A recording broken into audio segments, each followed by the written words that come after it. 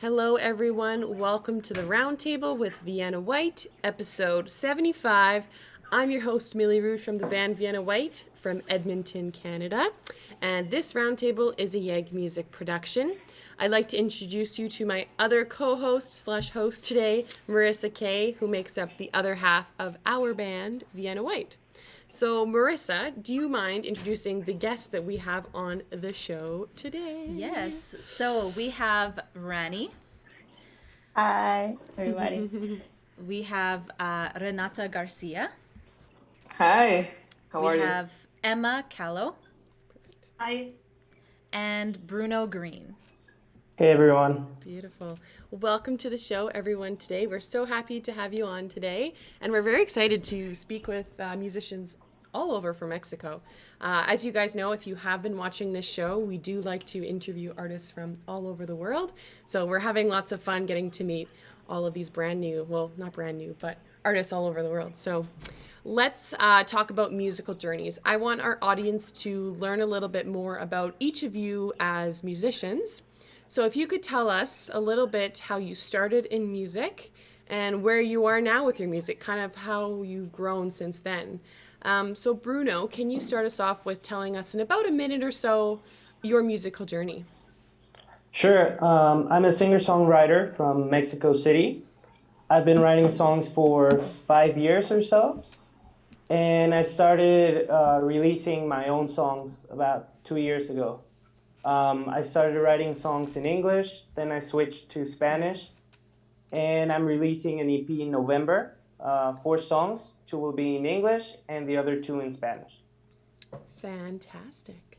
And let's go over to Emma. Can you tell us, Emma, about your musical journey? Yeah. Hello, everyone. I'm Emma Calo, and I'm an opera singer. I'm from San Luis Potosí, Mexico. I started in music since I was a child, around 4 years old.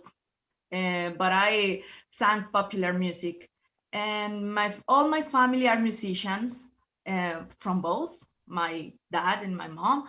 And my dad play bass, and my mom is singer.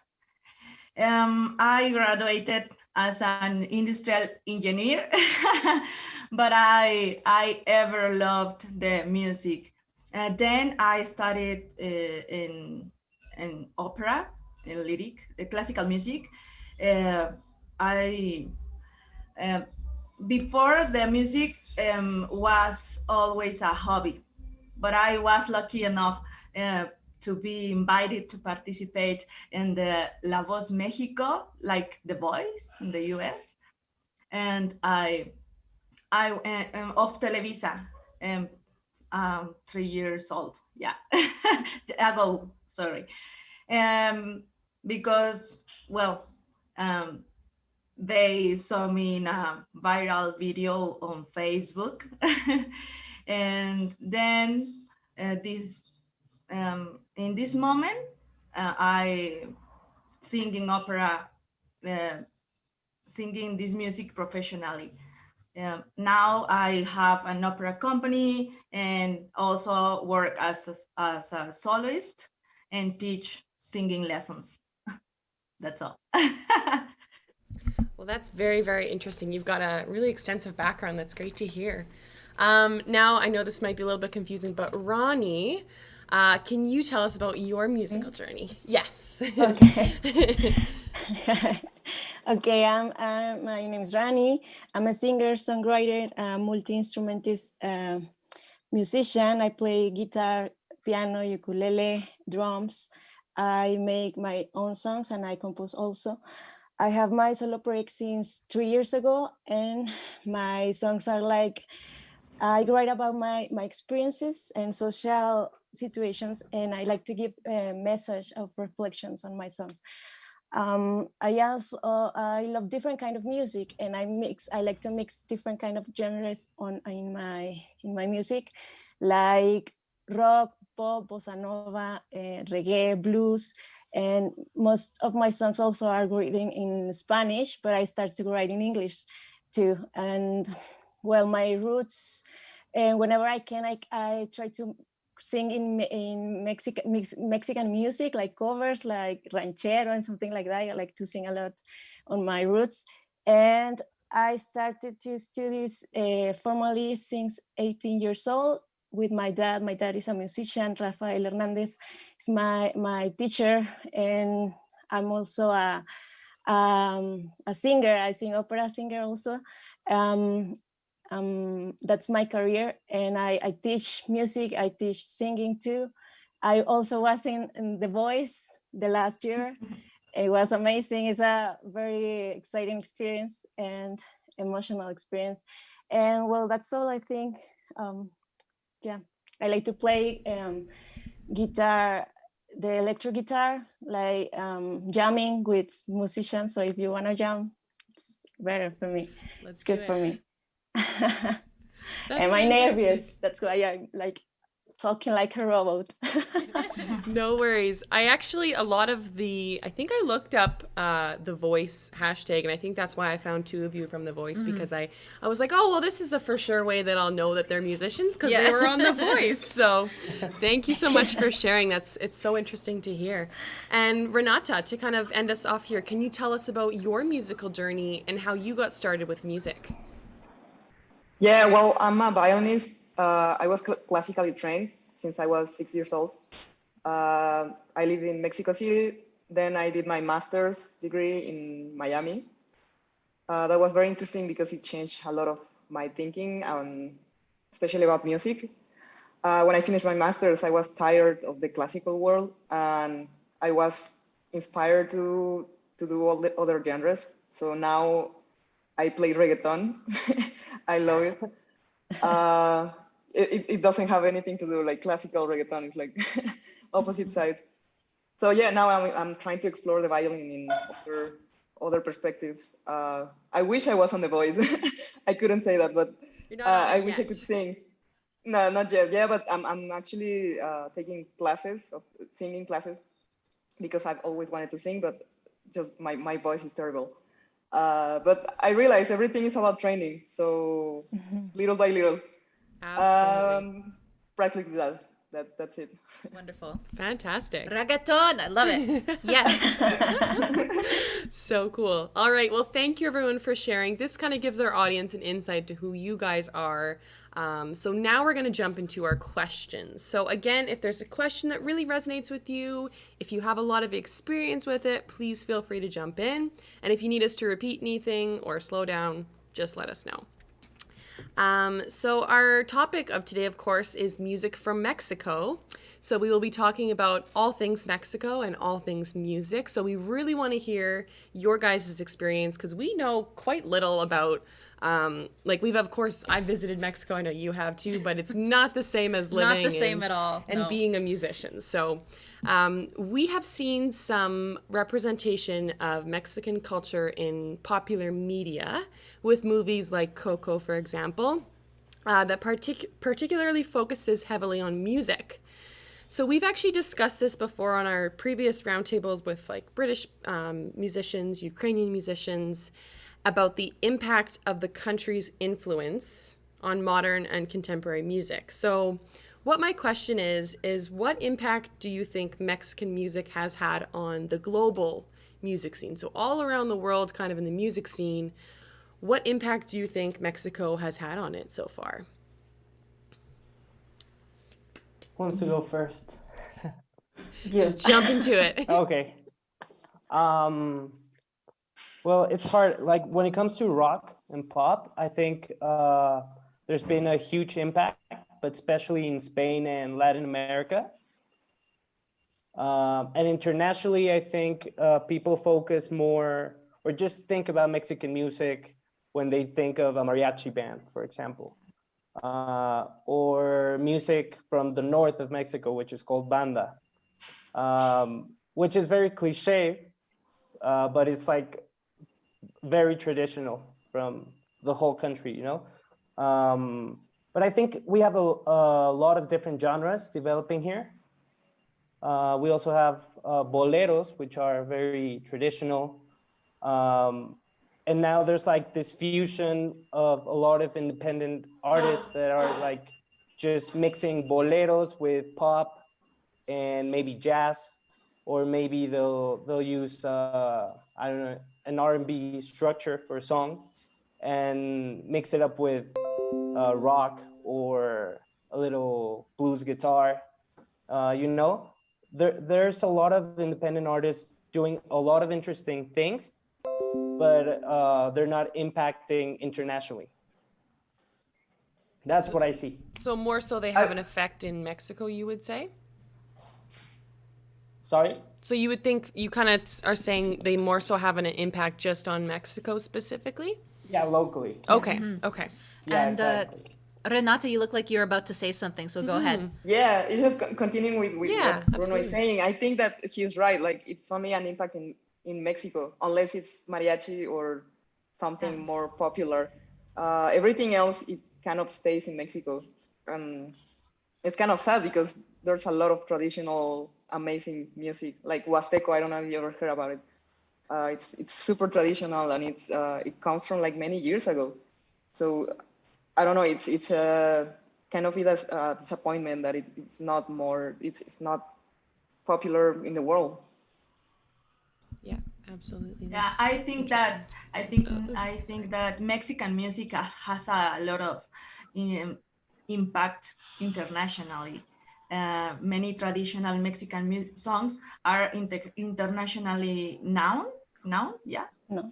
And even some Mexican songs perform the English version, like Bésame Mucho, that is a bolero.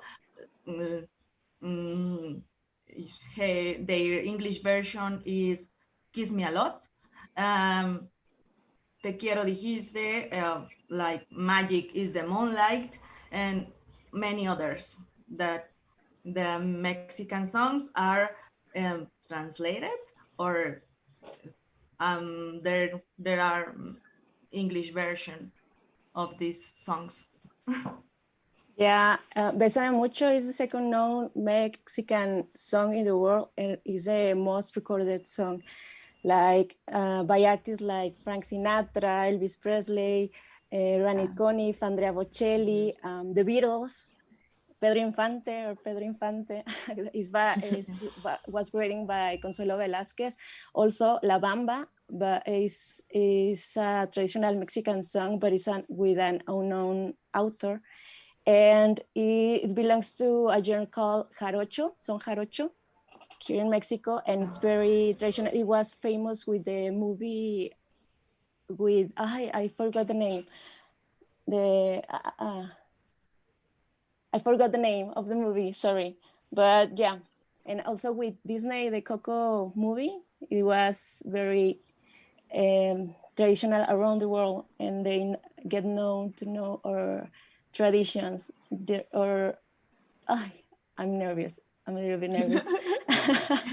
But also Agustin Lara, Vicente Fernandez has crossed the boards, Natalia Lafourcade also, Carla Morrison, Pedro Infante. We had a lot of artists that are crossing boards, and it's amazing to share the music.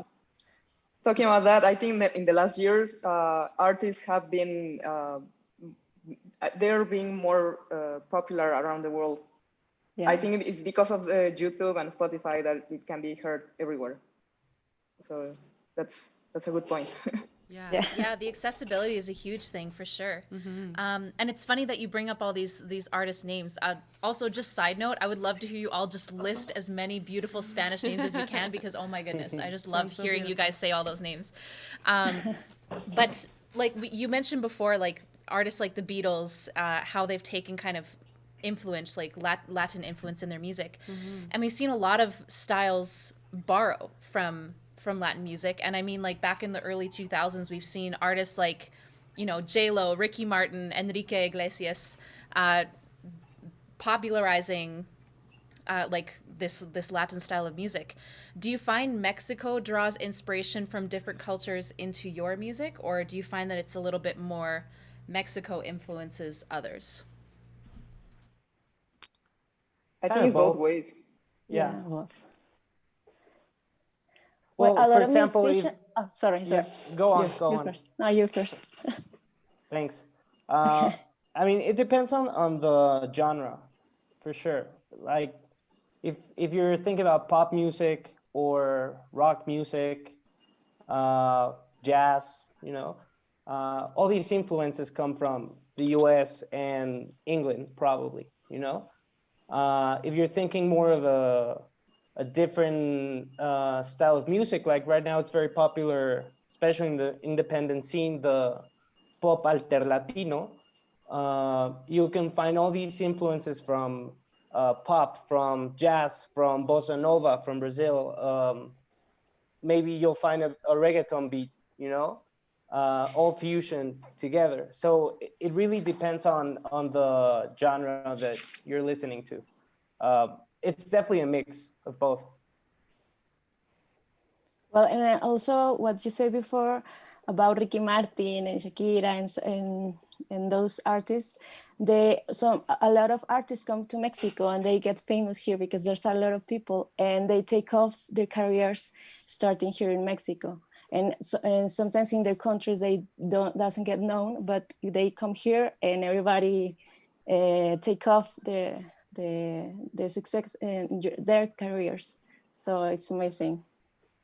Yeah, I don't know what is about that, but you're right. Like a lot of artists come here to have like their beginning of, being popular and heard, and then they go international. Yeah. The best audience. That's so interesting. I never would have expected that. That's really cool. I didn't know that.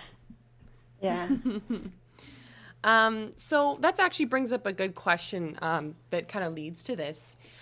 Here in Canada, obviously during the big pandemic that's been going down, we've seen a lot of our venues, our musical venues, shut down. And artists have been struggling to kind of find ways to be artists, if you will. So I want to know, how have the last 6 months of this pandemic changed the way music is consumed in Mexico for you guys? Well, I haven't been able to perform live as well. Like the venues are closed. And I've seen a lot of artists just do Instagram lives, or I've seen a couple bands. They rented a forum and they just live streamed a show. Like it had a really nice production. It looked like an actual show, but with no audience. That's what I've seen, and a lot of videos and YouTube sessions. Yeah. I think that the general vibe of the artists is that we are very, very concerned. We are struggling, especially the freelancers. I know people from orchestras, from a lot of orchestras, they still get paid even though they're not working. But I am a freelance and I have no income whatsoever. I only have a teaching job and that's it. So it's being hard. But I'm noticing that people, they are conscious of our situation, of everybody, and we kind of support each other, which I'm very shocked. I was talking to a friend in Miami and she was like, you know what? Nobody here does that. Like, I was telling her, like, I got like a free class and in exchange, I'm giving them a free class of another thing. And she's like, wow, how do you guys support each other? We cannot do that here. Yeah. Well, I've been doing Instagram concerts live, but it's the same. I'm freelance. I don't get paid, but well, it's a way to survive in my project. So I have to just keep sharing my music and keep connecting with people. And well, we are here talking with crossing boards with Canadian people. That's amazing. So I think it's another way to see the situation, that we are able to connect with more people. But well, also we need money to survive. So Yep. well, Oh yeah. And yeah, it's interesting that you bring that up because I mean in the middle of this pandemic, I found that we've gotten closer with a lot more people now. I mean, Yeah. in other circumstances we might not have even met you all. I mean, if we ever go to Yeah. Mexico, but Yeah. we'll think about it. Might be a while. Yeah, so and it's funny because with music and live streaming becoming more and more of a prominent platform for artists now, what do you think is the value of having your songs on the radio in today's music scene as opposed to streaming? Very Well, important because You go on. no, you're Go, Rani. okay. I think it's very important because a lot of people listen to the radio, even though we have YouTube, Spotify, but not all of the people have access to those platforms. So here in Mexico, we use a lot of public transport, like buses, el metro, and something like that, the subway, and a lot of people is able to hear the music on those translations. So it's very important to be there. So Bruno, you're next. Sorry. My turn. I think it's kind of ideal for an artist to be on the radio, just because you can get more people to listen to your music. You know, you can get a bigger audience just because of that. But it really depends on the artist. Maybe you just want a small but loyal following, or maybe you just want to make it big, you know? Well, I think that makes a lot of sense for sure. And it's funny because it when you think of radio, I feel like some people think radio might be a dying industry, but Yeah. Kind Oh, of. no. yeah, well, and Emma, I'm curious to know for you, because you're an opera singer, so I know that you rely on a lot of like live performing, or how does that work for you? Do you prefer streaming, or is there a way for your music to get on the radio, or? Well, I prefer streaming. Yeah. Well, I think we are in a millennial era, and more people prefer the social media, listening to music on YouTube, and yeah, I have two concerts, but if I want to have international reach, I need to realize the streamings, and I don't know, maybe use hashtags or to reach more people. No, but I prefer the social media. I was gonna say about streaming and social media. It's the great thing about it is that you don't need a manager. You just have to upload your videos and that's it. Like you don't need to pay somebody. I think to be on the radio, you need to pay, and we are not in that position. Sure. Yeah, I think And we can all we- relate. Well, I mean, we've definitely stalked all of your YouTube pages, so. Well, that's a great point, though. Hashtags, it's so much easier, it's so much cheaper, so it's got its advantages and disadvantages for sure. But I think when you guys mentioned the local scene in Mexico, how the local scene is such a huge thing and how you Yeah. can get a huge following there, it makes sense that radio would be the thing that you would want to really get your songs on. Because if someone hears you on the radio and they hear you play live, they're like, oh, that's Yeah. the same person. Which is Yeah. really cool. Yeah. Well, also, if you think about it at a macro level, not everyone in Mexico can afford streaming services. So they use the radio, TV, you know, all this massive public ways of communicating. So that's why radio is also huge. Like if you're on the radio here, I'm like 100% sure that you've made it at least for a few years, you know? Yeah. Interesting. Wow. Here it's a little bit different, I think. Like even Yeah. our local radio stations, of course there's like the top 40, but our local but you radio have to- stations are not the same. It's very hard to get on the radio Yeah, stations yeah, here, but interesting. wow, that's Same incredible. here. Mm-hmm. Yeah. Yeah. Here you need to be with a Here label, too.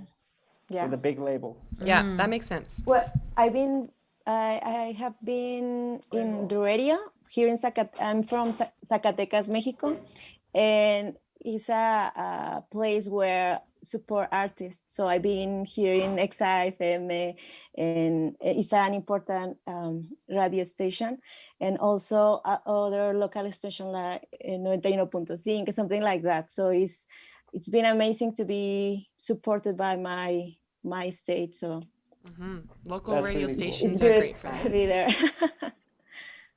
I love it. So I kind of want to shift this topic to talking about more of the culture of the music from Mexico. So I've noticed that dance is a large part of music from Mexico, with things like the driving dance beats, the vibrant costumes, the super energetic vocals. So does this play a role in your creating, like when you're creating your own music? Is this something that you think about when you're writing your music or performing it? Oh, can I say something? I'm actually just beginning that journey where I'm gonna combine playing violin with dancing. I'm gonna combine it with belly dance, which is something that I've never seen in a violinist. Maybe one person. I think she's from India. So, That's so cool. but I mean, I've seen it all over the world. Well, in Mexico, people always combine playing with dancing, except for classical musicians. They just don't move anything at all. Yeah, it's like, They'll probably do a waltz and that's it, right? yeah, and not even a good waltz.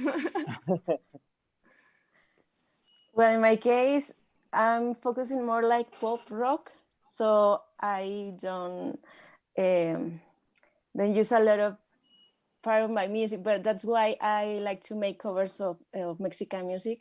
Like for this 15 September, I released a cover called Cielo Rojo. That is a popular Mexican song, and I play with my dad also, and I like to dress like Mexican girl and something like that, and make movements like that. But in my music, I usually it's more like rock, pop, and something, and that's why I don't do that. Sometimes I dress like something with I don't know how to say un ni Like siquiera. a shawl? I can un chal. Okay. Se me olvidó en español. Sorry. That's okay. No worries. But, yeah. But Yeah. that's all I think. But it's amazing our culture, the colorful, the dances, everything. It's I love my Mexican culture. Well, and that actually, I'm curious about that. Does any of your like folk music kind of dictate what you write, or does that have any influence on your music at all?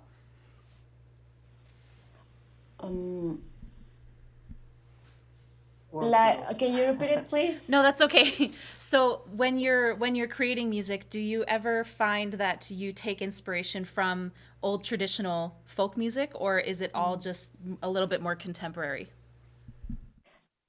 I think in my case it's contemporary, but I'm trying to write something in music. I have one song in ranchero style, so I want to release this song next year. But yeah, it depends of my mood, I think, and the things I want to express with my song. So, but I'm going to try to add more more Mexican style to my music.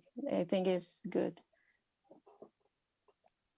Yeah, in my case, well, I sing everything, not only opera. Well, I sing rancheras, I sing boleros, but with my style, no?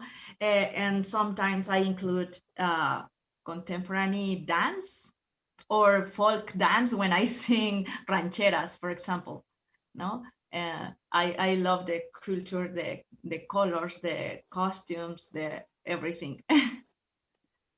That's cool. That's fantastic.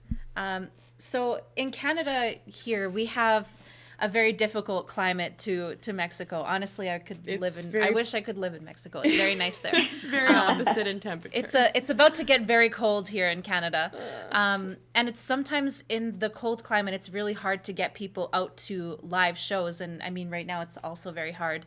Yeah. But what's your local scene's view on live performances? We've talked about how the radio works and how sharing music works, but how do live performances work? Do you guys face any challenges trying to get people to come to shows? Well, in my case, it's been a little hard, especially the last 2 years, because I'm just starting. So I'm trying to build an audience. And of course, at first, your friends and family come to the shows, then a couple people that you haven't met yet, but that have heard of you through Instagram or whatever. I think there are a lot of venues in Mexico City, but the problem is that they're mostly bars. The bar scene, and it can be kind of brutal, no? Like they don't like paying you, or maybe they'll say, "Oh, sure, I'll give you a couple beers as a payment," or Yeah. you gotta sell 100 tickets, and from that money you gotta give us 50%. Sometimes you gotta pay to play, but you do it like thinking more as an investment to try to show your music to new people, new audiences. So when you're starting, I guess it's kind of brutal, but I guess it's all about persevering and keep getting better and try to get different shows, different venues, and try to hit different plateaus. Yeah. I've had kind of a different experience from you, Bruno. I've never played in a bar. Actually, only once. You're so lucky. Yeah, but I'm realizing like the bar scene is not good, and it's the same as every place. I remember in Miami also, it was kind of the same. They didn't get paid well. For me, it's kind of different because I'm from classical kind of, so Sure. we do get paid like even maybe it's a paycheck every month, or it can be per gig, or maybe you don't get paid at all. It depends. It's very variable. Yeah, it depends on what say, you play. Sure. Yeah, it's perseverance. That's it. Yeah. So, I mean, that's interesting because, I mean, yeah, I guess it's very similar. Yeah, it's very similar everywhere. But like with I guess the audience's view on live music, do you find that people are relatively interested in live music, or do you find that it's kind of hard to get people to care about music? Because I know some places are different where, live music is just happening all the time and it's just a regular thing that everyone is good with. Or if, we're in a bar somewhere and someone's like, "Oh, there's a band here, like, let's go." Does that happen for you guys? I think, sorry, go on. No, you. I talk a Again. lot. No, me too. So you start first. Honestly, I think people are more interested once you know that you have a bunch of songs, that you're having a lot of gigs. Once you look a little more professional, the people seem a little more interested. Mm-hmm. But I don't think it's like if you're at a bar and a band starts playing, you're just gonna leave, But from my experience, people are not very interested if you tell them, "Hey, I have a gig at this bar on Friday night." They'd rather go to a club maybe, or to a party, But of course, it depends. It's not the same a bar gig than a concert, I think like people is very interested in seeing live concerts here. Yeah. I've gone to other places and they're usually empty. And here there's plus I don't know, in Mexico City there's always an event, and actually no one. It's like a 1,000 events all in the same day at the same time, and they're all crowded. Yeah, but if you think about it, they're all massive bands. That's why they're. Well, yeah, but also little bands who nobody knows. I've gone to those concerts and I mean, it's not packed, but there is people Yeah, but there's watching like that. their audience, sure. Oh, yeah, you're right. It's their audience. Yeah. And Rani, you were gonna say something earlier. Do you want to elaborate? Okay, I think Bruno said what I was going to say, but well, here in my state, Zacatecas is very a small town, so we have a traditional festival like Festival Cultural, and we have here a lot of opportunities to play there and be heard. That's why I think Zacatecas is a good place to start music. But I agree with Bruno, because if you go to those concerts that are free, we have here like he came, I think, Gloria Gaynor, The Who, Mon Laferte. It was going to come Ricky Martin also for Fair last year, but he canceled. And we have a lot of international artists come here in Zacatecas for free, and we are getting used to not paying for those concerts. And then when we want to get paid as an independent artist, they don't want to pay either, because they don't pay for a biggest artist, they don't pay for a small artist. That's something that is not good for us.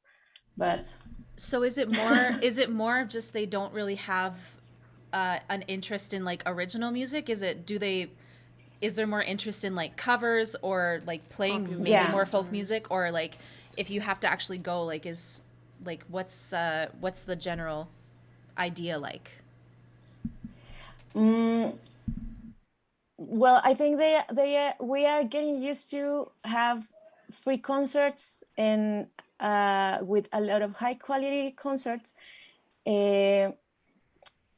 without paying, and are for free. A lot of artists, international artists like Mon Laferte, like I say, Ozuna came, I think, the last year. Maluma, ¿quién más? I don't know. I forgot. So it's just more I'm like the forgetting all the popular names. people. But yeah, but a Yeah. lot of international artists come here, and we don't pay for those concerts. We are getting there for free because because of the festival or the fair we have here. And when we want to, as an independent artist, we want to create a concert, there's few people we don't get paid, because the place we play, they just give us a beer or a coffee for change, like say Bruno. And people is not getting used to pay here in Zacatecas for a concert. That's why it's not good for us. For one side, we have free music and we like that, but when we want to get paid for that, we it's like I don't pay for watch Mon Laferte and I'm going to pay for watch Rani. It's like, Yeah. So it feels like maybe there's not as much value in yeah.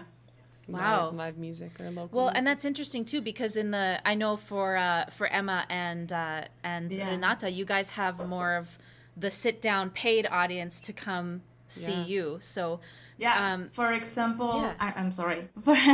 For example, in my city, there are less opportunities. Yeah. For example, I need to sing in the streets. Yeah, I sing in the streets and Centro Histórico. I sing. Well, I share the opera with people. Um, I don't know, and people have fallen in love with the opera because it is something that they don't listen to regularly, and thanks to that, I have work too. People already, yeah. and know me, and when they see me in the streets, they ask me, "Oh, are you going to sing today?" Because they liked that I do, and I have more followers too. That Emma, do actually, you live in Mexico City? And San Luis Potosí, Ah, okay, okay, okay. yeah. I just wanted to ask, because actually, just that brought up a good question that I just thought of on the top of my head here. Like we said, we have a cold climate for like busking outside, kind of like you were mentioning, Emma. Is that quite popular in Mexico? Do you see lots of people on the streets performing, or is it more inside of bars or inside of venues? Do you see lots of outdoor busking, is what we call it, but. Actually, I also play on the street, and I know a lot of musicians who play on the street. I was asking you if you were from Mexico City because I know a lot of people who play Yeah. myself also in the Centro Histórico. I mean, right now it's forbidden, but that's what saves us all the time. Like, I don't have any gigs. Let's go to play on the street. Yeah. Do you find you make more in a venue or more on the streets? Out of curiosity. Find what? Like, do you find you make more in tips on the street, like when you busk, or do you find you make more money at like a venue, for example, if you're hired there? I think it's better when you're hired, but also on the street you get promotion, like free promotion. I think the street is the best thing because you get paid for kind of practicing sometimes. You get paid also because you get a lot of cards.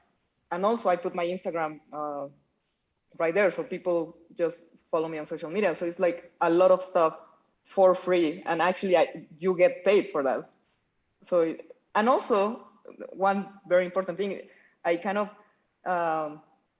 delete my stage fright when I'm playing on the street, because you practice playing for people and actually they don't go to see you, you go to them. So it's a different kind of setting.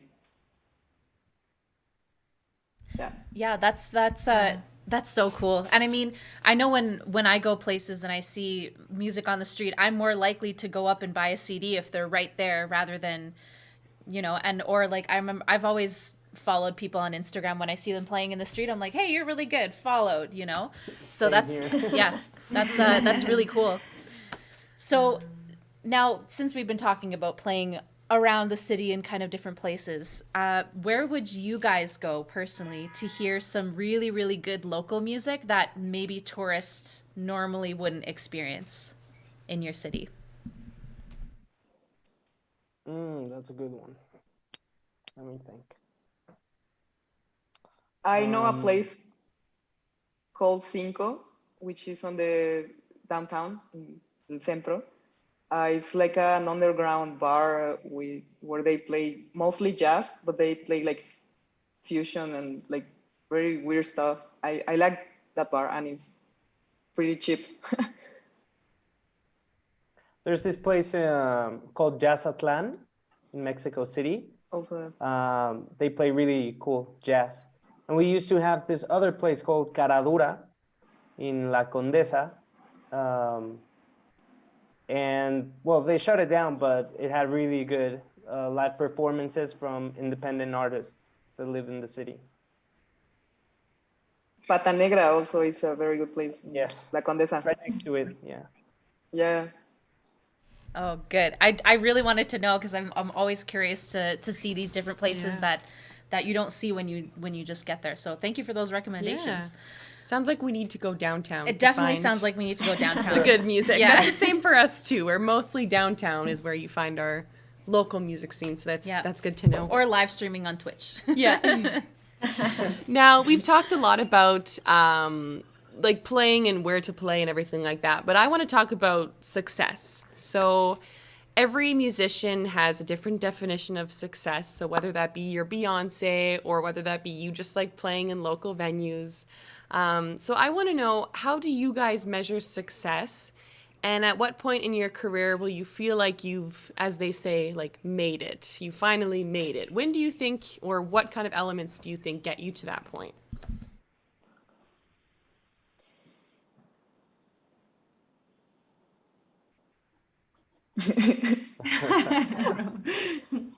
Why is nobody I'm gonna saying go. anything? I'll do It's a it. tough question. We ask Yeah, the tough Bruno. questions here on the round table. It definitely depends on each artist. The way I see it is like I have different milestones. Once you achieve it, then that's a success, and I just go for the next one. You know, baby steps. Eventually, I would love to have my like a following, an audience of my own that love all the music that I put out, you know, videos, whatever. And then I don't know if I get signed by a label or whatever, then maybe that will be a milestone in the future, but not now. Right now, I'm just trying to build an audience, and right now for me that would be success, you know. Yeah, I think the same. Build a solid audience that follows you, hears you, and share your music, your composition. It's like a baby. You share your creations to the world, and the message. And I think get paid for your art also. I think it's a great part of success because it's a job also, and yeah, I think that those parts get recognized by audience and also have this like a job and get paid for that. Yeah, I think, yeah. you go. Okay, No, you yeah. go. As Bruno says, yeah, depend of the each artist, and I don't know, to have more audience, be recognized, people who love your music and who like what you do. I think, I don't know. Well, I was gonna say that I don't know my definition of successful. I think it's surrounded by a lot of failures. So I kind of want to fail a lot because every time I fail, I learn something. Especially on the violin, it's a very interesting instrument. It's kind of a love-hate relationship, at least with me. I think with other violins too. And I think I wanna get over that and go to the next step. So I've been playing since I was 6 years. So I've been playing for like 26 years violin.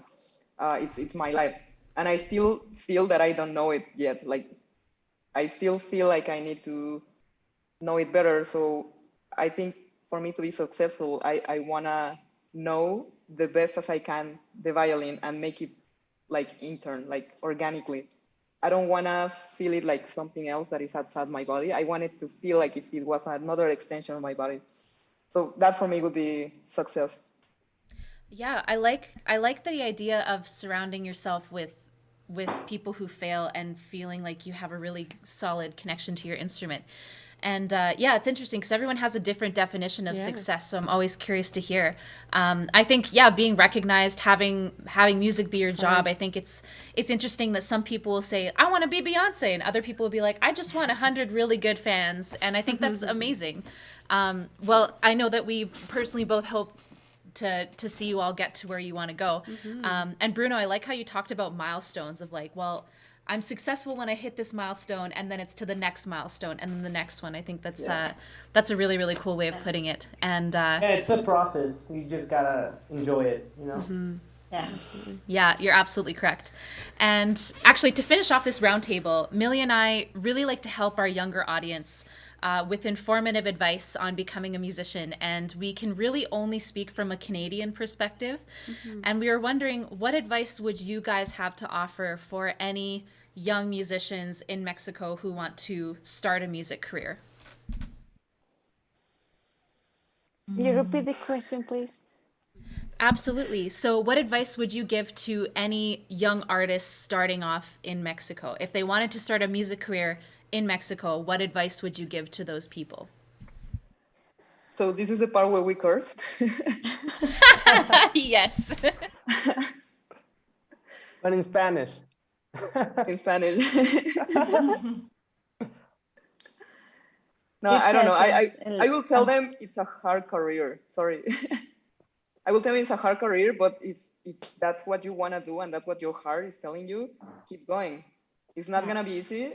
You're going to have obstacles, but as Bruno said, it's something you have to do little by little. And it's like a video game. So you have to pass the first level, and in order to pass the second one, you have to, follow the path. Yeah. But keep going. Yes. I would hard say, path, but a lovely path. yeah, totally. I would say, well, first of all, kind of get obsessed with perfecting your craft. Try to be as good as possible so you can perform and that people are actually interested in you performing.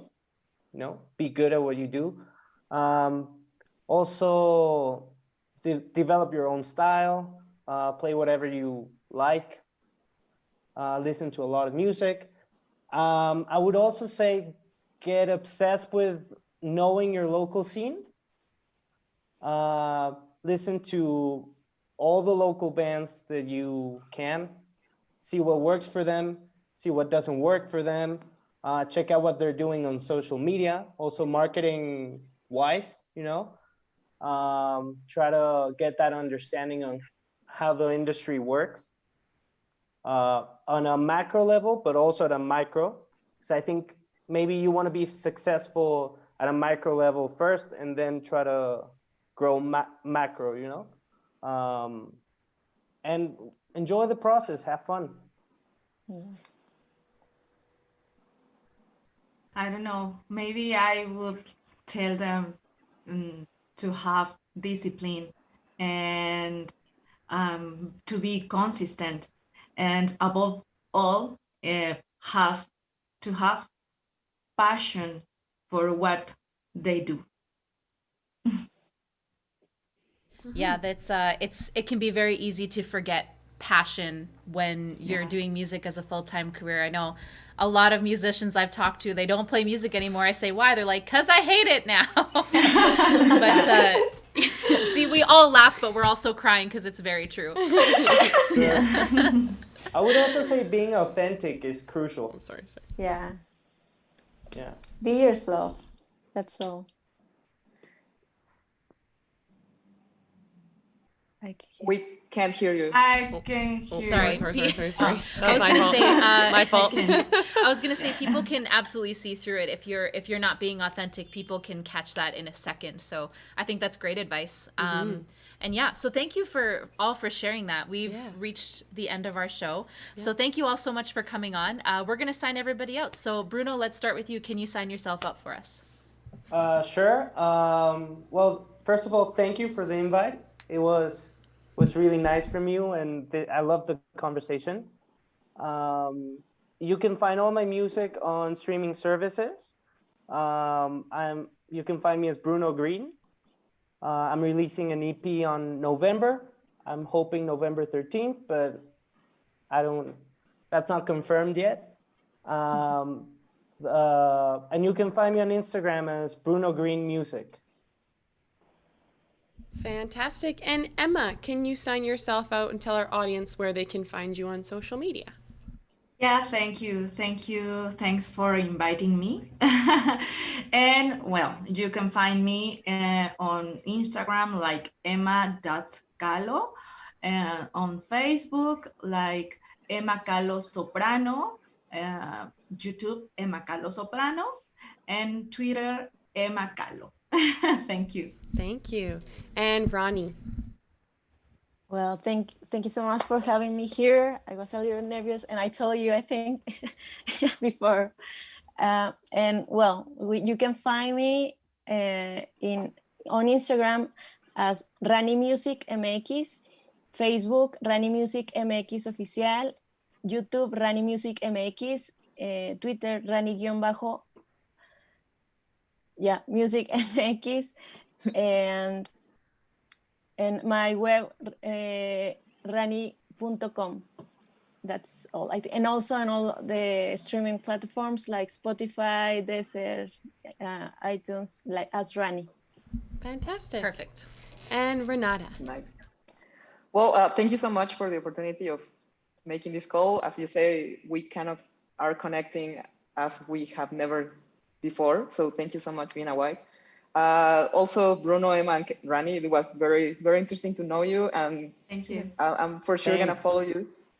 Anyway, you can look for me on Instagram, Twitter, TikTok as Rena Violin, and anywhere else, Renata Garcia Violin. Awesome. We're definitely going to follow you on TikTok. We didn't know you We had a got TikTok. very excited. We're like, oh, TikTok. Yes, yes, I just opened it like 2 months ago, and I actually love it. I used to hate it. Okay, I- we're But going to once I'm message you. We're there- going to collaborate because we like to do Nice, that. So, nice. yeah. It's very fun. It's a very fun app. Fantastic. Well, if you guys are at home watching this roundtable with Vienna White on Twitch or Reddit, please make sure to follow us to be notified about all our upcoming shows throughout the week. We also will have this as a podcast version later today, so make sure to stay tuned for that. I'm Millie Rouge, one of your hosts, and this is Marissa Kay, your other lovely host. Marissa, where can you find our band on the internet? You can find our band at Vienna White on Instagram, spelled with a Y, because we're trendy. That's where we post everything. You can find us there. Fantastic. Well, thank you everyone so much. It was great to meet you, and I hope you all have a great rest of your day. Bye-bye. Same. Thank you. Nice Bye. to meet you all. Guys. Bye.